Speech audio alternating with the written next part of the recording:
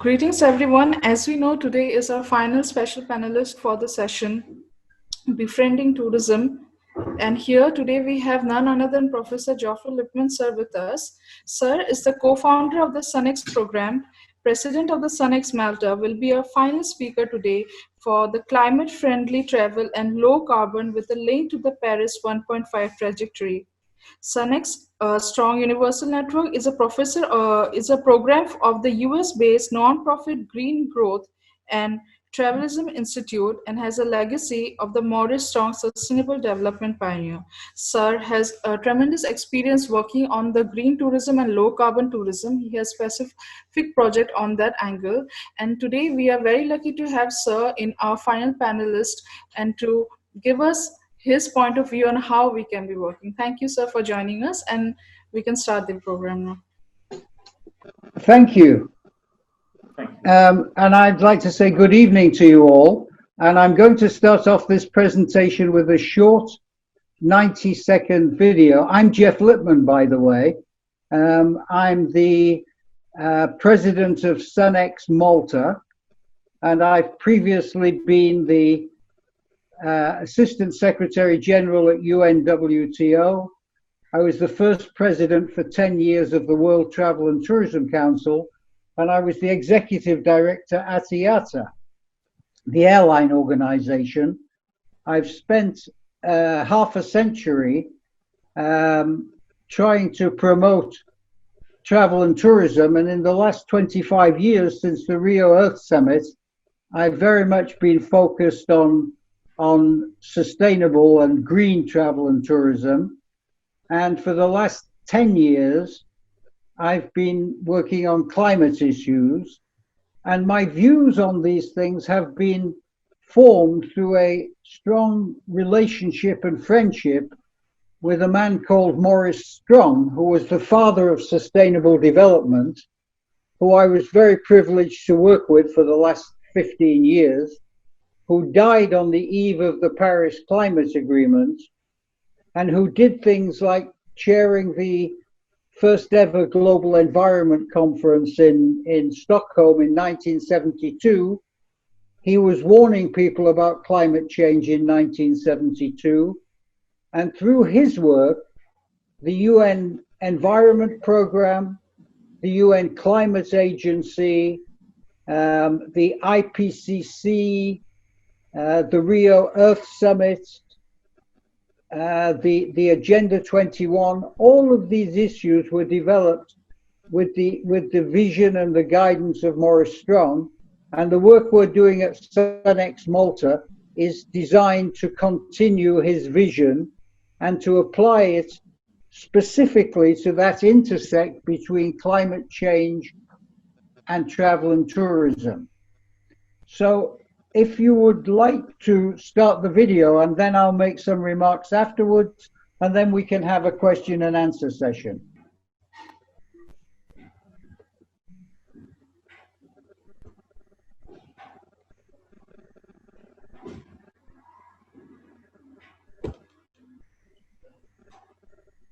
We are missing the music.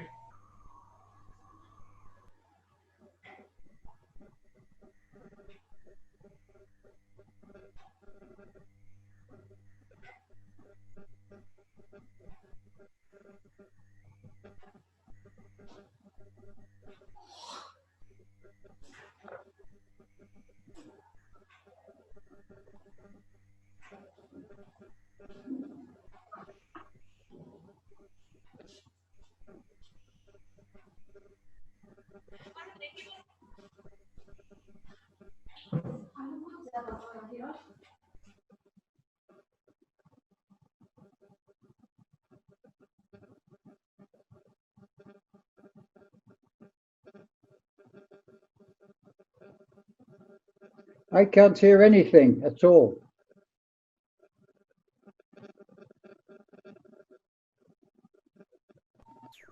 Ritesh, actually the music is not audible. Yeah, no, we didn't get any sound, but it really doesn't matter. I think I've always got this experience with videos and PowerPoints when you have these distance meetings, if anything can go wrong, that's the thing that goes wrong. Look, I've got three messages which flow from that video. We started about a month ago something called Bend Our Trend. We started it with the World Travel and Tourism Council, and basically it sends three messages. The first message is that climate change is real. It's existential, and if humanity doesn't fix it, all our grandkids will freeze or fry. All our grandkids will freeze or fry. So if we think that COVID-19 is a serious problem with 10 million worldwide cases, if we don't fix climate change, there'll be 10 billion. It's that serious. And India is very exposed because one of the immediate problems of climate change is it hits the poorest the worst. And India has a significant portion of the world's poor people. And India is in the front lines of climate challenges and the need for climate resilience. So that's the first point. We're living in a world of COVID-19. Everybody's focused on that, and rightly so, and understandably. But take it from me, if we don't deal with climate change, it will be like COVID-19 on steroids. Point number one. Point number two, our sector, travel and tourism, is behind the general societal response curve. And we have to change that, and we have to start to change that now. It's no good waiting. As I mentioned, Maurice Strong was talking about climate change being an existential problem in a BBC interview in 1972. And we've come 50 years, and still the problem looms just as large and even larger because the buildup of fossil fuels and the buildup of the blankets around the earth has grown more significant over this time. And whatever reset we have with COVID-19, and there will be, everybody who has a seminar calls it the Great Reset. That's the words of the World Economic Forum. I think in the tourism industry, they call it the new norm or the new beginning. Whatever is built must put climate response into the first rank of the responses. And it's unlikely to happen unless people insist on it, because it's a long way in the future that the real impact is going to be felt. So everybody's worrying about today's jobs, rightly so. But we have to be able to do two things at the same time. We have to deal with the immediate tactical requirements that are needed to restart the engine of travel and tourism socio-economic development. And we have to take the steps which will take 20, 30, 40 years in order to make sure that our kids and our grandkids have a world to live in. And the third point I want to make is that at SUNx Malta, we have developed a no-cost, climate-friendly travel system that can help companies and communities to manage their own response. This is not a global set of guidelines. This is a framework that allows people, like when you go on a diet, to decide what's right for you and how to do it, but it gives you a basis for setting some targets and for living with those targets. So let me elaborate a bit on each of those points. 99% of the world's scientists share the view that this is real, as do all governments, except now the government of that maniac Donald Trump. It means more frequent extremes of weather, savage storms, serious floods, droughts, and all unpredictable. If you think about it, the one thing that tourism has had, at least for the 100 years that it's been a sort of accepted activity, is predictable weather patterns. People move from one point to another and knowing that it's the rainy season, it's the monsoon season, it's the summer in Europe, and people move to take account of that. Climate change is changing that. We don't know how. That's why I say your kids might freeze or they might fry. What we do know is that it's changing and changing dramatically. And the seriousness of it can't be overstated. If you live in a coastal zone in Bangladesh where 2 million people live and the seas are rising, you know that you're going to be in trouble. If you live in the Bahamas and you get a hurricane, a freak hurricane, as they had last year, it doesn't just affect tourism, it wipes out your living, your livelihood. And it brings with it a whole series of consequences, like challenges to agriculture, like challenges to mobility, which tourism, like pandemics, not just one pandemic, but many potential pandemics. So, and it brings migration, and migration, of course, creates problems between people. India, and I'm sure you all know this, is the third largest contributor to greenhouse gases. It contributes 7% of the world greenhouse gases. 21 of the top 30 polluted cities in the world are in India. So it's not my problem, it's your problem. And India has played a very strong role in global climate negotiations, at some stage being rather difficult about what it sought from the negotiations. But it joined the club in the end. It joined the Paris Climate Club, and it's actually filing nationally determined contributions of greenhouse gas and filing a plan as to how it will reduce it. So anything that the travel and tourism sector does in this area has to be aligned with what India is committing to at an international level. And the second point I'll elaborate on, our sector is behind.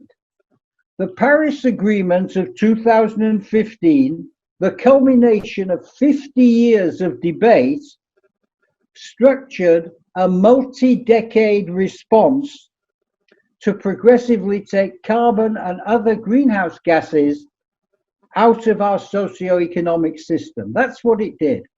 It said we draw a line in the sand, and over the next 30 years, the line was drawn from 2015 and it started in 2020. Let's all make commitments by that time. And 200 states have made commitments about how they'll make reductions in 2025, 2030, 2040, and 2050. Of course, they're broad assumptions, but we have a body of activity. And as I mentioned, India is fully on board. And this is being picked up, this concept of making plans, by international organizations, by cities, by industries, and of course, and this is perhaps the most important, by young activists. Greta Sundberg, an incredible 16-year-old person who's taken a pot shot at tourism and told people they shouldn't fly, Greta Sundberg has mobilized young people around the world and fearlessly gone into places like the US Congress, the World Economic Forum, and said, I'm not interested in your politics, I'm interested in my future.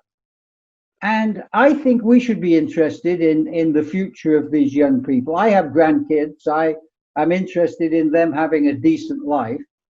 And every sign that one sees intellectually, academically, says that this is for real, we have to do something about it. But as an industry, travel and tourism talks about these issues, has conferences on the issues. Anybody who can get near a webinar is a world expert on these issues, but our action is poor, our action is behind the general curve. And, you know, as COVID-19 has shown, we are a pivotal industry when it comes to things which happen on the world stage. We are present, every small community is some form of a tourism community. Everybody who is a business traveler or a leisure traveler is a contributor to the global tourism flows. So we have a huge vested interest in getting things right, and therefore we have to up our game. And as I mentioned before, no matter what form of reset comes in the next 2 or 3 years, which is what I believe it's going to take, because the virus doesn't attend webinars, the virus just does what it does. And it's going to be with us for a while. And we need to make sure that whatever reset is taken, climate response and climate friendly travel is in there. And then that takes me to my third and last point. We have to explore low carbon ways of doing things. We have to look at energy efficiency, of changing the way that we use energy, even whilst in a continent like India, you are providing energy to rural communities. We have to be clever enough to make sure that that energy is not fueling a bigger problem for the future. We have to make sure, yes, there's going to be more coal. We know this, it's reality. But we have to make sure that there's a phase out period. We have to make sure that there are no subsidies for coal or for fossil fuels, because why would you subsidize something? It's like the cigarettes that say on the packet, if you smoke this product, it'll kill you. I mean, it's kind of madness. So we need to have new forms of energy. We need to link our activities to the SDGs, because the SDGs provide for a better way of life. And in our philosophy in SUNx Malta, we link everything through SDG 13 because it's the climate SDG.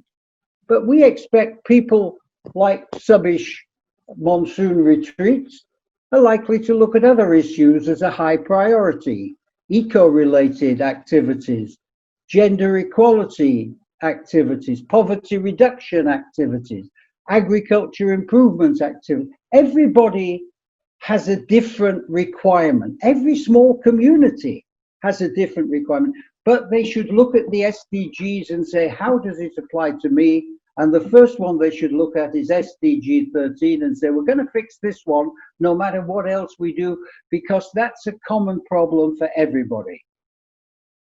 And the last element of climate-friendly travel is we have to adjust all this to get on the Paris 1.5 degree pathway.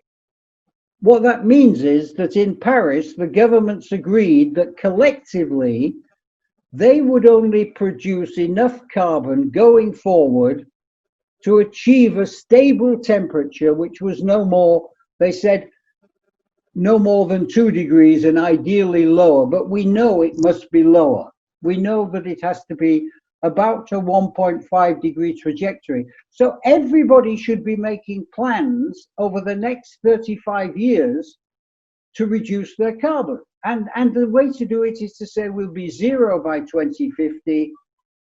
Let's measure what we are now and make some projections as to how we can adjust. And seriously look, what is our supply chain doing for its use of energy? What are we doing ourselves in terms of carbon production? what new innovations do we know about, and how over time can we progressively reduce this? And everybody is making business plans and plans which involve considering taxes the next year. Build this in. That's the message that we have. So how to do it? Make a carbon reduction plan and file it on the registry that we will be opening for travel and tourism next month. The Paris Agreement provides for a global registry. There are very few travel and tourism companies or communities who have actually created plans and filed them on that registry.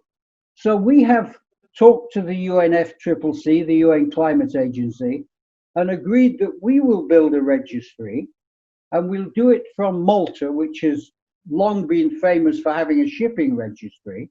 We'll do it with the support of the government, and we'll open it up to every travel and tourism community in the world. And we'll provide support. We'll provide a hub on the internet for innovation so that you can look at how other people, a company in Chile may have a really good idea for India, but you won't know about it unless, of course, you can always Google it. You can always find it. But we're aggregating information and making it available in a focused way. We're providing a hub which relates to strategy, so you can see how your policies could interact with government decision making. There's no point in having a plan if your plan is different from the general direction of the government. We'll help and advise with that. We're starting a diploma for young people because it's their future, and it's the first ever diploma in climate friendly travel. And we'll train young people to understand what this means and how they can help countries and communities transform. And our goal is to put 100,000 young people, strong climate champions around the world by 2030. And last but not least, we'll give visibility to the people who file. We'll give them an opportunity to profile themselves to the marketplace. And we'll do this by linking with partners who do that kind of thing. So basically, that's what we think should happen. Companies and communities should make plans to reduce their carbon, and they should get young people inside their organizations. Find a bright, smart, passionate, committed young person and say, your job is to help us build a plan for our company and to help us keep it up to date and to file it with the SUNx Malta registry. And that's a great learning for young people and a great opportunity. And mastermind that by the governance of the institution. Don't just pass it off and say, so do it and don't come back. Control it from the top of the organization. And that way, if we all do this over time, we can help the travel and tourism sector play its role in the much bigger picture of the global response to climate change. So these were what I wanted to say today. I'm happy to explain anything more. There's 1,000 other things we could have talked about in the context of climate and sustainable travel and tourism, but everybody has a limited capacity for taking stuff in. We have so many webinars. I just want to leave you with these 3 thoughts. Climate change is real. There is a global response which we are not fully plugged into, and this is the time to start our actions. So I want to thank you finally for inviting me to do this and to even virtually have a chance to be in India again. It's at least 10 years since I was there, and hopefully if the dreadful virus settles down, maybe there's a chance that I can come and visit you and see all the great work that you're doing at Savish Monsoon Retreats. Thank you. Yes, sir. You're always welcome. Sir, can you hear me, sir? I can hear you, yes. So how do you have any plan of starting your SUNx Malta program extend to India, because we will be more than happy to be a part of that. We like there are so many youngsters, even from colleges, they wish to be a part of this climate-friendly travel. So that's why I was wondering whether you have any intention of extending your plans to India.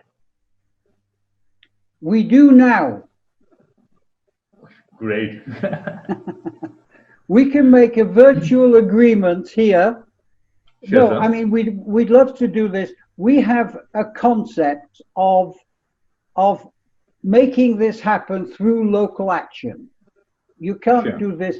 So we're training young people through this diploma, and then the young people, we're asking companies and communities to sponsor a student who would, through the internet, because this year we can't assume that by October people will be able to travel to Malta. Next year we'll take people in Malta. We have a lovely campus there where we can train people. But this year we will do this virtually. We have got together about 15 of some of the brightest academics in the world who've been working on this issue, people I've worked with over the years, and they're going to be giving webinars like this to the students. So we would like some local companies, and maybe I'll approach my old friend Vicky Oberoi, and I'll see, you know, a company can sponsor a student for 3,000 euros.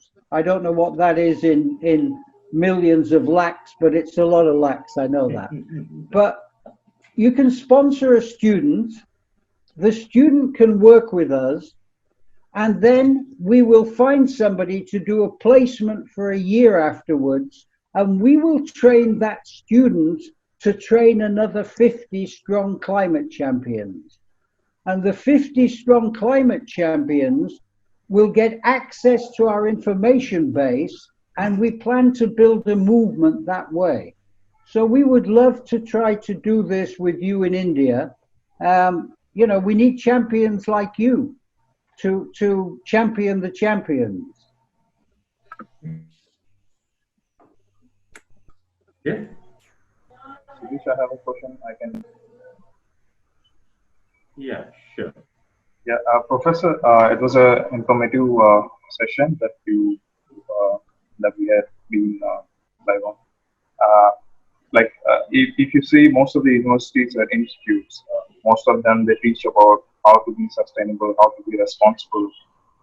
You know, how they can be more positive while they're traveling, how they can plan a destination in a more positive way that can positively impact the community or the host community or the destination as a whole. But my question is, many of the universities or the courses, they don't teach the resilience in tourism.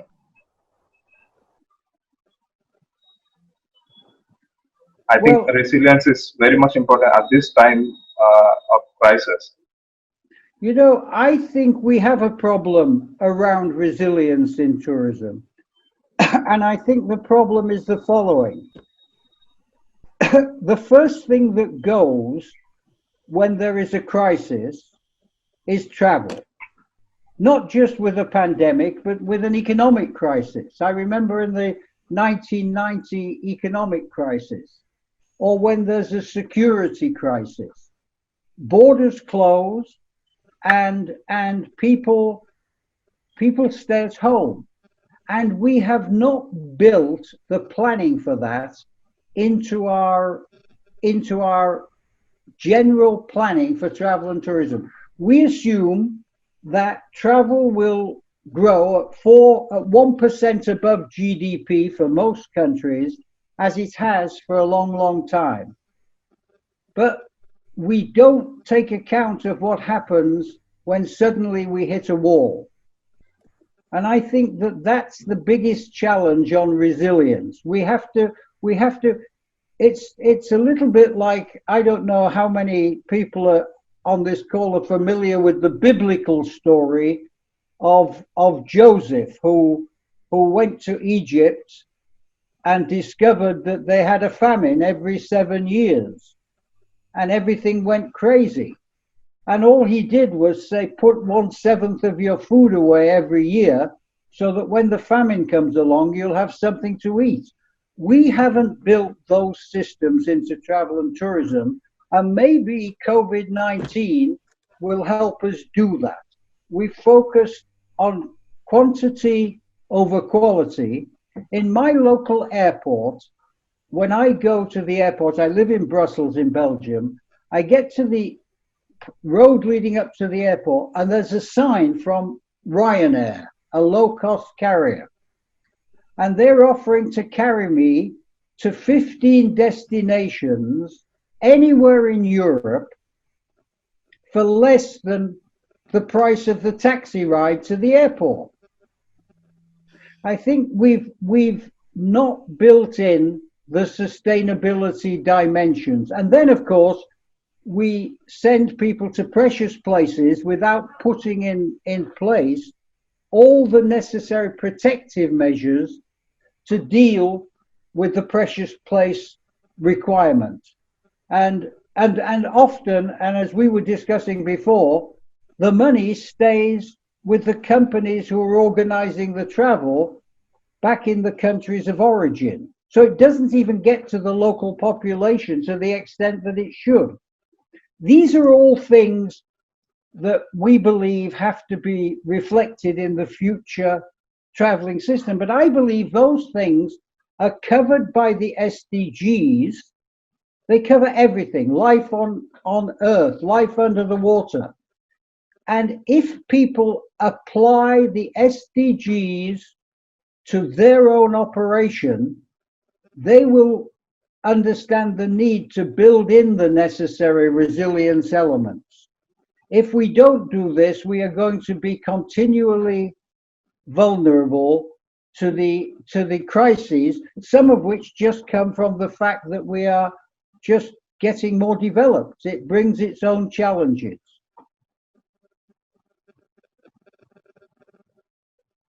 And just if I can finish on that point, I don't want this to be an advertising message, but one of the things we realize at SUNx Malta is that the internet and education and having a 20, 30-year perspective gives you an opportunity for anyone, anywhere, to begin to reorganize themselves. This isn't a question of having your own, some sort of central guidelines. It's almost teaching you to go on your own diet. And resilience needs to be built into any activity, not just travel and tourism.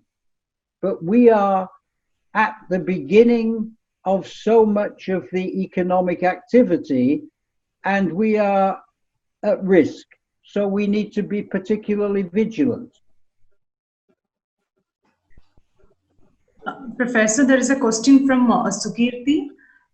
She asked to give some examples of tourism activities that can be linked with SDGs.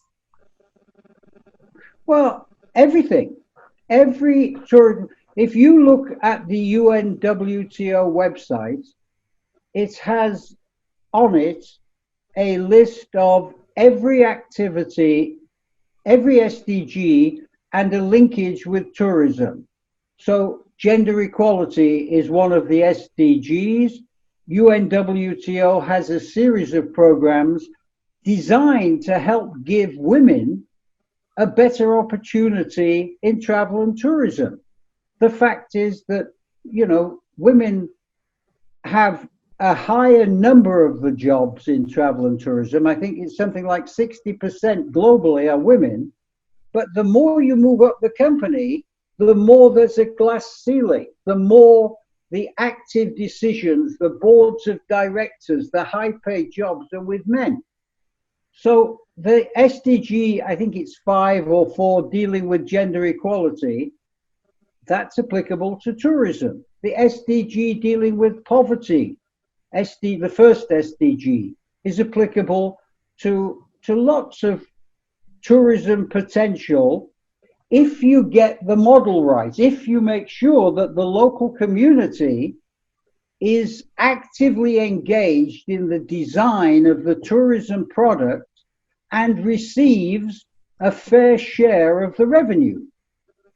That's poverty reduction through tourism. And if it isn't planned, it won't happen, because the marketplace is greedy. The marketplace supports greed. It gives a favorable benefit to greed. So people will be able to take more out and give less back. And the SDGs has indicators and targets which everybody will apply differently. If you're a hotel in Delhi, you'll have a very different approach to what your goals are and which of the SDGs are relevant than if you're a tourism hotel in Kerala, where you have to take issues related to life on water much more significantly. There are 17 SDGs. There are 169 targets, and there are, I think, 200 plus indicators which the UN system has spelled out. UNWTO has identified specifics, and other people have done this as well, academics have done this, specifics of how an SDG can relate to a particular tourism activity. Now, I would say SDG 13, which deals with climate action, is something which every tourism activity can look at. So if you use vehicles, you could look at how do I shift to electric vehicles over the next 5 to 10 years. If you're a hospitality establishment, you can look at your energy costs and say, how do I reduce my energy costs so my contribution to carbon and to greenhouse gas goes down? And you can't generalize about them. You can only say it's a list. Go down the list, see which ones apply to you. If you need advice and help, come to us at SUNx Malta. We're actually having people who'll be there to help, and then make your own plans. The SDGs are supposed to be targeted for 2030, so you have a 10-year plan that you can make with the SDGs there to help you. Thank you, Professor. Sir, I have a question for you. So the term sustainability has been used as more as a marketing strategy for the major companies to come into highlight, which is also known as greenwashing, rather than actually being true to the cause of it, which we have seen because of the situation like the pandemic has happened. We have realized that our system was not more sustainable, but the thing was going on. So what is your opinion on it, sir? Well, I think it's difficult to generalize. I've set up, when I was at WTTC, the world's first green certification program. And I was responsible for that being put into the Caribbean with Cast Caribbean. The first one was called Green Globe. And we also put one into Australia for the Asia Pacific. The problem is not the concept, it's how people apply it. So if you have people who put marketing above everything and they see an advantage by pitching to the green world, they will do it. And there's nothing that anybody can do to stop them except transparency and public opinion in an internet-driven era. I think the internet allows people to report, the TripAdvisor concept, to report on whether a particular promotion of some sort of a green badge has actually been fulfilled from people who go there and stay there. And I think there's going to be more and more of that. Also, to the point that you make, I think COVID-19 has shown a lot of people that the kind of tourism, business as usual, growth at any cost, makes you more and more susceptible to the challenges that come with sudden change. I think I hear people talking about sustainability more genuinely than I've heard them talk about it in the past. But I think your basic analysis is right. It's not the concept of sustainability that has the weaknesses. It's the human beings who put the marketing above the social and environmental responsibility, and that's difficult to change. Human nature is not all good.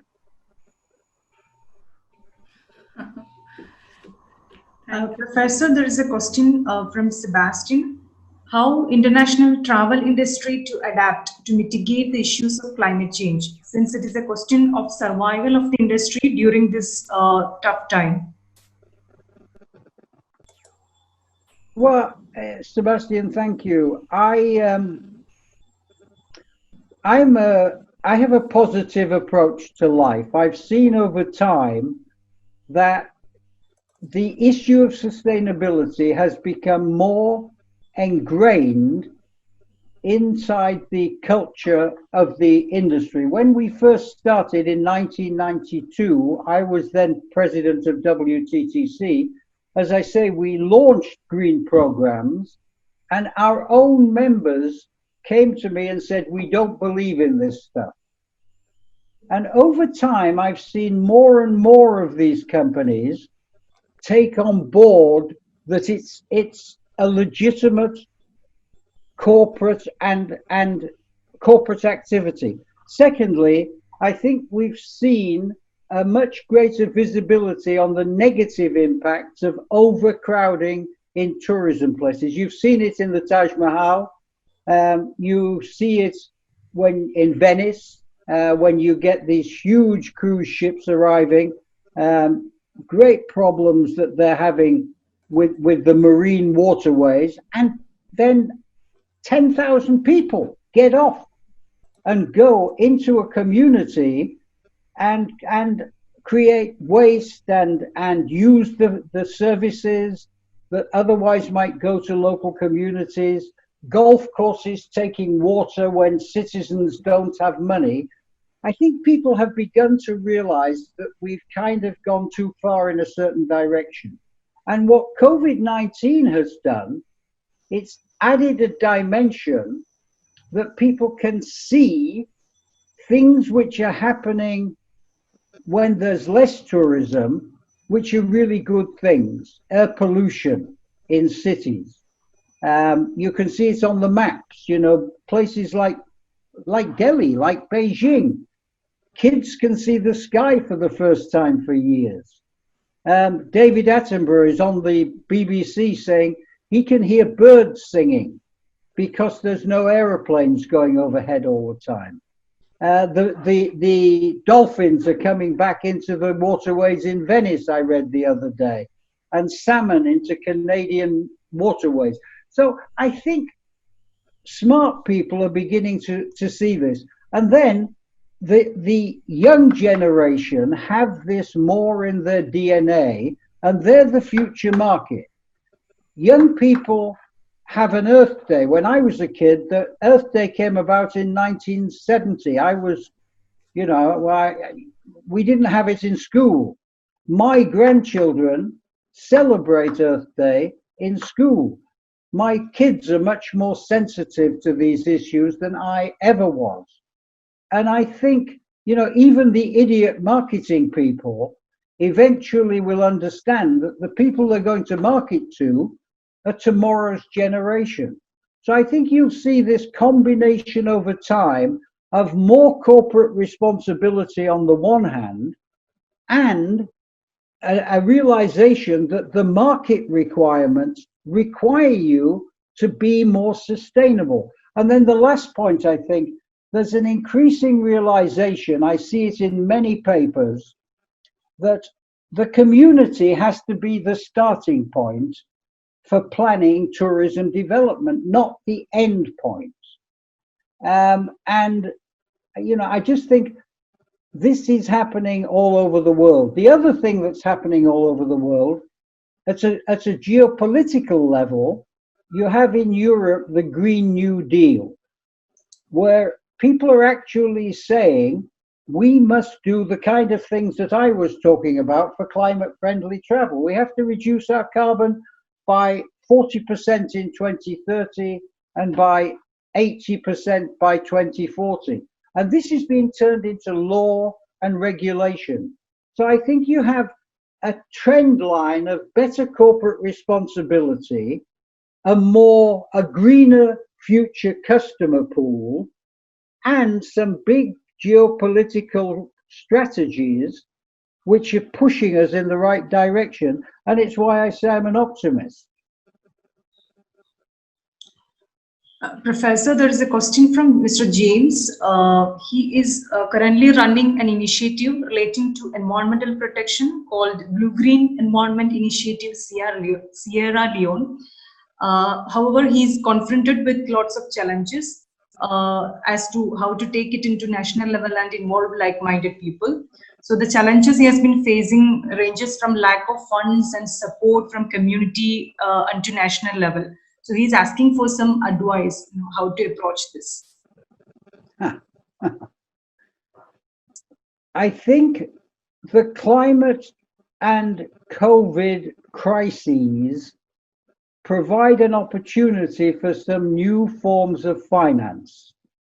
There's a whole movement around climate finance. So I think if Mr. James can make sure that his future project proposals, are responsive to the climate crisis, he has a chance of tapping new climate funds.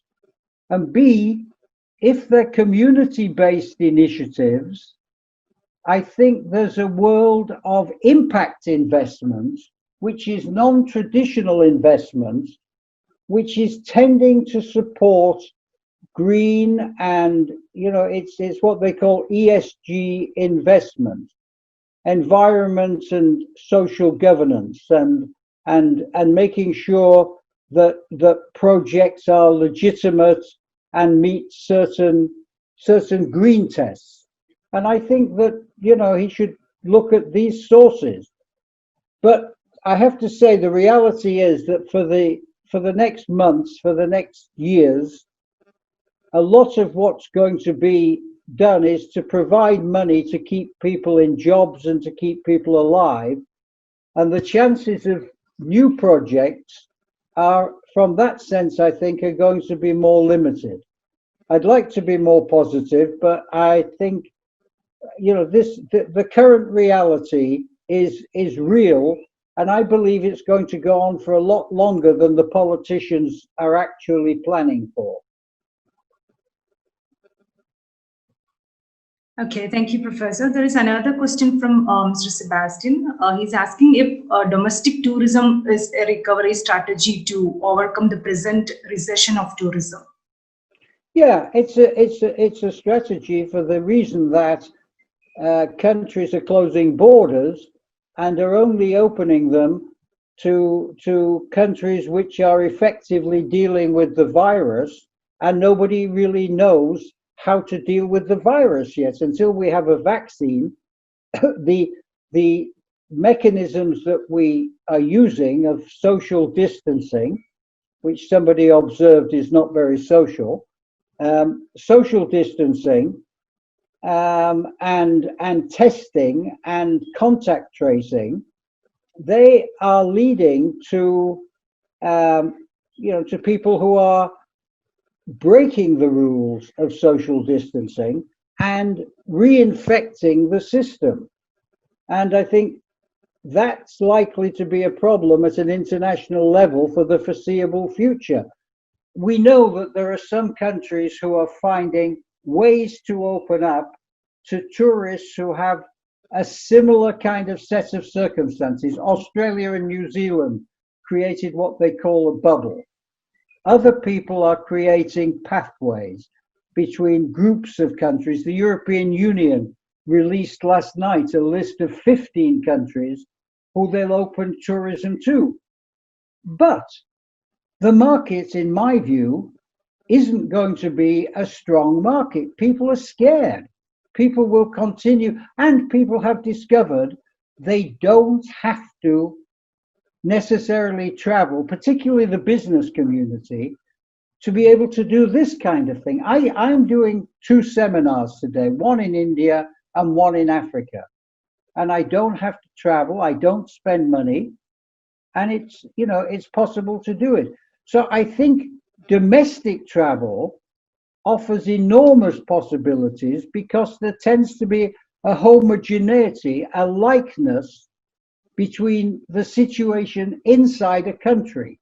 You're less likely to put barriers up within the country. So yeah, that's a long answer to a short question. I think domestic travel, having events using local culture, local museums, all of these things can help to keep travel a little bit alive, and to buy time is really till we deal with the virus. And the last point I make on this, travel is a vector for the virus. Nobody wants to say this very much in the travel industry, but you don't move a virus between countries without moving people between countries. So it's quite logical for countries to say, we're not going to open our borders to country X till we're absolutely sure that the people who come from country X aren't going to cause any problems domestically. So all those reasons say to me that domestic travel is something where, the marketing people should take a look at this as a first opportunity. Thank you, Professor. I have another question for you. It's on the line of education. As we know, education is one of the most powerful and proven vehicles for sustainable development, as the SDG 4 also states. So what is your opinion on how sustainable is our tourism education globally, or what is your idea on it? Like, are we training the students enough to be just like in graduates, or like is our tourism education system more sustainable? Well, look, in a broad general sense, I think I don't know what we mean by sustainable education, but in a broad general sense, we have decent education systems and institutions. My criticism, and it's not my criticism, smarter people than me have observed that the academic world isn't plugged in to the needs of the business world. All too often, our tourism training, it's either basic hospitality training, which is pretty good and does the job, or it's higher academia, where the objective is much more to present papers, to publish papers, than it is necessarily to solve the issues of the business community. And I have a good friend and colleague who some of you may have heard of, Jafar Jafari, who is one of the fathers of education. Yes, sir. And he's actually created an institution called T Forum to link business and tourism, business needs and tourism education. And I think if we have more of that, I think the education system will be more useful. Whether it's better or worse is hard to say. I'm not attacking academic discipline, but I think academic discipline that can be applied to real world situations has a way of helping us evolve in a better way than if it's just left to pure research. And from I'll add to that, I don't believe there is enough coverage of climate issues in education, and that's why we started one of the reasons we started our diploma. I believe that given the fact, and I go back to my introduction, that climate change is existential, we need to plug this more and more into education. we need to get the education systems saying, how will tourism respond to these challenges? Yes, sir. Sir, on top of it, I would like to add one more, sir. Like as you have said, the in SUNx, the X stands for existential. Like to say the climate change is existential, and the current global pandemic that we are facing is being faced as like very being existential to the tourism industry and the community who were dependent on tourism. So where do you think we went wrong, and how do you think we can be changing in a better way from now on to be better prepared for the next pandemic if it comes so soon? You know, I'm not an expert on any of these pandemic issues. I did look after disaster response issues for UNWTO, and I was the point person for tourism in the UN system on avian flu. And all my learning is to say that we have well-meaning people in our sector, but who simply didn't see it coming any more than people in other sectors didn't see it coming. I think if there is a criticism of travel and tourism and of countries, it's that we put all our eggs in one basket. You know, a country has a tourism strategy, and suddenly you find like a Caribbean island has 30% of its GDP or 40% of its jobs based in tourism, and then a pandemic comes along, and there's nothing tourism could have done to respond to that, and suddenly 40% of your jobs are gone. And I think, and it's, tourism people won't like me saying this, I think it's a danger to over-rely on tourism to be the economic driver. I think you have to look for other balancing economic activities which are specific to your destination to make sure that if things do go wrong and tourism comes to a rather rapid halt, you don't find yourself with an extreme situation of job loss and of revenue loss. But I don't think tourism has been worse than any other sector. I think as a society, it's hard to see when a pandemic is coming.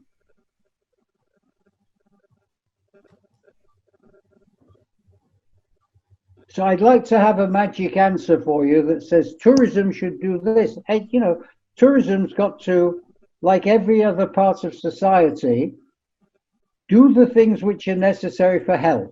That's the most important.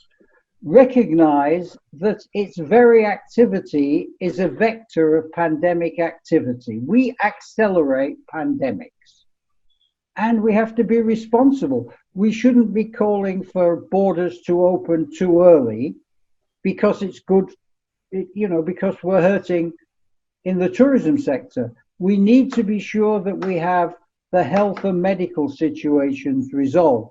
So we need to have airports where you go through testing mechanisms. It sounds horrendous, but this is what happened with security. We didn't have to go through security 30 years ago in airports. Now you can't go to an airport without going through security. Well, in the future, I don't think you'll be able to travel without a health certificate. I don't think you'll be able to go through an airport without, as in Beijing, you walk through and it's gone on, I can remember 10, 15 years going through Beijing. As you walk from the plane to the border controls, there's a couple of people with sensors and they're testing your temperature. I think we're going to have more and more of this, and tourism is going to have to respond to the health and medical requirements, not the other way around. Thank you. Thank you, Professor. I think with this, we have come to the end of our panel discussion. Thank you so much for being with us. It was a pleasure hearing from you, learning from you, and we really hope to work with you further and to have a collaboration so that we can stand on our virtues. Thank you Yeah, so much. I'd like that very much. We're very small at SUNx Malta. I mean, basically, we're a guerrilla operation. That's a guerrilla, like a person with a gun rather than a furry creature from the mountains. We're a guerrilla operation, and I have a very good collaborator called Ollie, who is a really good guy, and he loves doing this kind of work. So I'm going to put him together with you tonight or tomorrow, and let's really do something together. India is such an important country, and in climate terms, as I said at the beginning, you know, the third largest polluter, 21 of the 30 most polluted cities. Let's see if we can make a contribution to changing that. That would be great, sir. We'll be looking forward. No, thank you, and thank you for reaching out to do this. It takes that kind of thing to make things happen, and we're committed to work with like-minded people. So we would love to work with you. Thank you, sir. Thank Thanks a you. lot. Sure, sir. Thank you.